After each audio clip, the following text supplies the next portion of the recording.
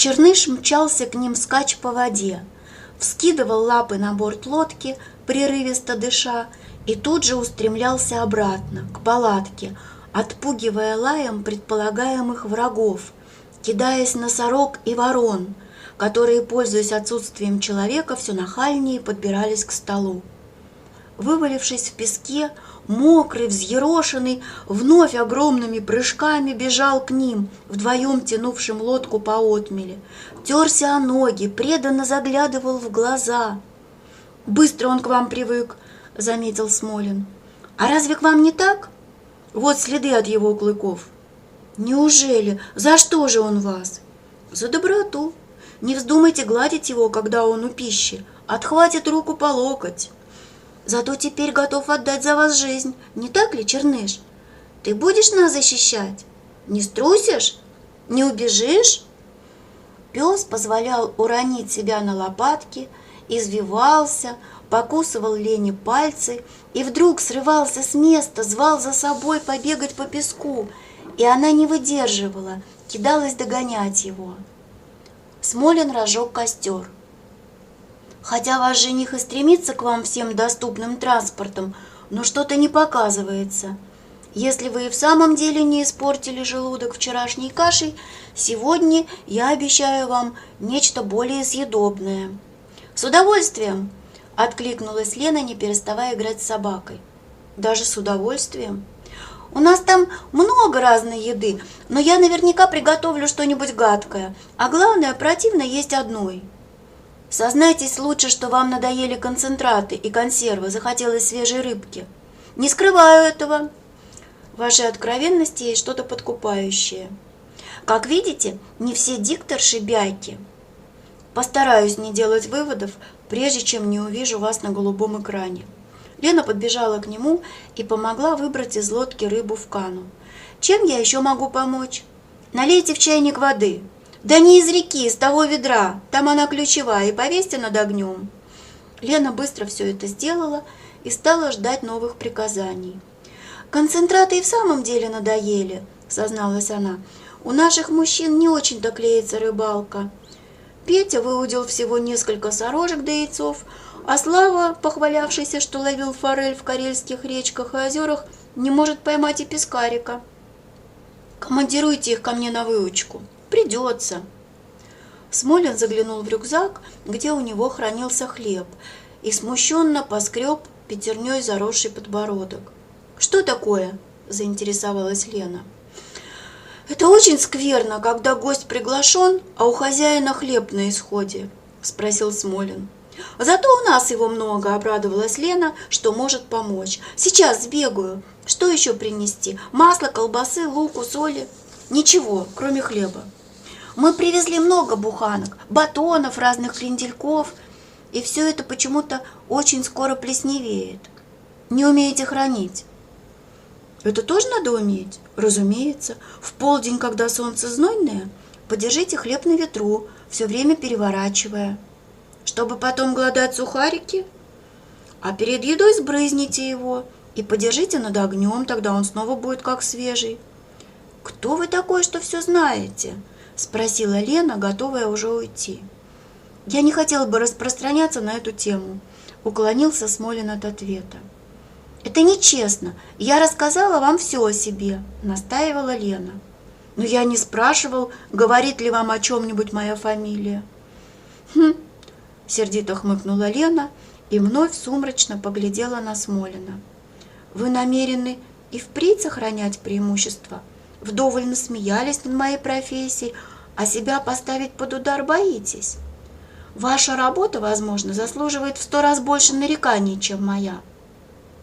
«Совершенно верно», — согласился он. «В ваших руках только настроение людей, а в моих и сама жизнь. Правда, до сих пор, тьфу-тьфу-тьфу, все сходило гладко». «Так кто же вы? Кто? Кто?» — не отступалась Лена. Смолин смотрел на девушку, силясь угадать, что же скрыто в ее нетерпеливости – настойчивость или капризность. Важно надув щеки и, вскинув подбородок, произнес: «Я человек, который начал свою жизнь с нуля». Как это понять? Я родился на свет, ничего не умея делать, а теперь кое в чем преуспел. И в подтверждении своих слов он точным ударом ножа рассек судаку живот, извлек внутренности. Такое можно сказать о каждом, только не о вас. Почему? Вы только что продемонстрировали, что не умеете работать веслами, не умеете поставить упавшие палатки, не умеете вкусно приготовить еду и еще многое-многое не умеете. Например, чистить рыбу. Я попытаюсь, с той же готовностью заявила она. Чтобы потом есть с желчью и чешуей? Нет уж, Юнга, отправляйтесь за хлебом, и другого более важного поручения вы сегодня не получите. Есть отправляться за хлебом, отсалютовала Лена и побежала к палаткам, сопровождаемая Чернышом. Когда она вернулась, рыба на сковороде уже подрумянивалась. «Хлеб намок», — произнесла сокрушенно, держа в руках отсыревшие батоны и буханку. «А ведь лежал в палатке». Стенки были плохо натянуты, вот вода и просочилась внутрь. «Все-то вы знаете. Будем есть мокрый, нарезайте». «Это сегодня мое третье поручение?» — насмешливо спросила Лена. «Юнга, вы слишком болтливы. Я спешу вас на берег». «Капитан, не делайте этого. Я буду служить вам верой и правдой. Еще пригожусь, вот увидите». Посмеиваясь, сели друг против друга за широкий, сколоченный из нестроганных досок стол в нескольких метрах от воды. Босые ноги обжигал уже успевший накалиться песок, но от реки тянуло свежестью, прохладой, и навес из старой лодки, которую Смолин приволок-таки с Комариного острова и поднял на столбы, защищал их головы от жарких лучей. «Как здесь хорошо! Лучше, чем у нас!» – протянула девушка, оглядывая все вокруг. «А церквушка-то, вот она! Уцелела, ничего с ней не сделалось!» И когда Смолин поставил в центр стола чугунную сковородку с жареной рыбой, Лена, еще не отведав, только вздохнув аромат, провозгласила: «Как вкусно!» Вооружились, в одной руке вилка, в другой ломоть хлеба, и стали есть. Черныш сидел перед ними и принимал то от Смолина, то от Лены свою долю завтрака. Лодка с туристами, высматривающими место для лагеря, медленно лавируя от берега к берегу, приблизилась к ним. В лодке сидела женщина с ребенком и двое мужчин. Они попали в полосу дыма, стелющегося от костра по воде, и до них донеслись запахи жареной рыбы. «Рыбка-то, видать, тут ловится, а?» – спросил заискивающий тот, что праздно лежал на узлах с барахлом. «Кто умеет ловить, у того везде ловится», — ответил Смолин. «Гляди, какой спец!» — вмешался второй, сидящий у мотора.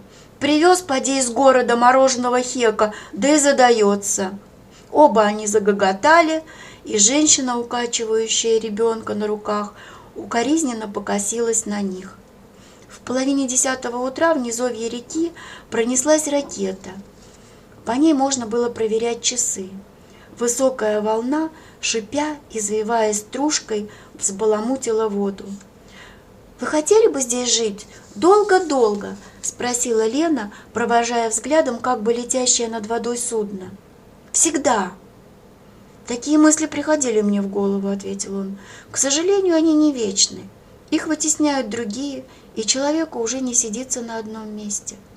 А я бы хотела». Польют дожди, подует северка, и вы затоскуете о городском уюте. А здесь все затопит, потом заметет снегами, и сделается пустынно, безлюдно. А вы в городе на какой улице живете? В наших Черемушках, у кинотеатра «Космос». Это за вокзалом? Теперь понятно, почему я вас не встречала. А я живу в самом центре. Вам на работу далеко ходить? Смолин усмехнулся и помедлил с ответом. Не терпится узнать, кто я? Да нет, так просто. Люди, я замечаю, даже на отдыхе озабочены тем, с кем они встречаются. Тот ли это человек, который нужен? И не будет ли это знакомство после обременительным? Я об этом совершенно не думала, возмутилась девушка. Чтобы не мучить вас больше, скажу. Мое место работы там, в небе. Я пилот. Теперь можете вы прокатиться по моему адресу. Ведь авиация – это комфорт, надежность, а главное – быстрота. Но приходится попадать в передряги и сутками ждать в аэропорту хорошую погоду. А мне самолетами и в самом деле везет. Без тени иронии заговорила Лена. Как ни полечу, удачно. И в катастрофы, которыми вечно пугают, не попадала. И не сидела подолгу в аэропорту. Заставить меня ехать поездом просто невозможно. Даже на близкое расстояние я стараюсь лететь. Напишите все это и пошлите в День воздушного флота в газету. Непременно напечатают. А почему вы решили, что я спрашиваю с корыстным расчетом? Не улыбнувшись, продолжала Лена. Разве я похожа на такую? Терпеть не могу на природе разговоров о работе, резко ответил Смолин. Здесь я никто. Голый пещерный человек, неандерталец. Умею только ловить рыбу, разводить костер и ничего более. Извините, что я нарушила вашу священную заповедь, язвительно заметила Лена. Смолин поднялся и пошел за молоком, которое хранилось у него в ямине, вырытой в песке и прикрытой досками, ветками. А Лена глядела ему в спину и вновь обдумывала, обидеться ей на этого грубого мужлана или не стоит. Но характер у нее был незлобливый, отходчивый, и ей вовсе не хотелось ссориться. «Что у вас там такое?» Не удержалась она от любопытства, увидев, что он отодвинул ветки и приподнимает доски. «Холодильник», – буркнул Смолин. «В самом деле?» – подбежала и осмотрела устройство ямы, выложенной досками в виде сруба. «Тут прохладно, да? Молоко не скисает? А у нас свертывается в тот же день, пьем простоквашу».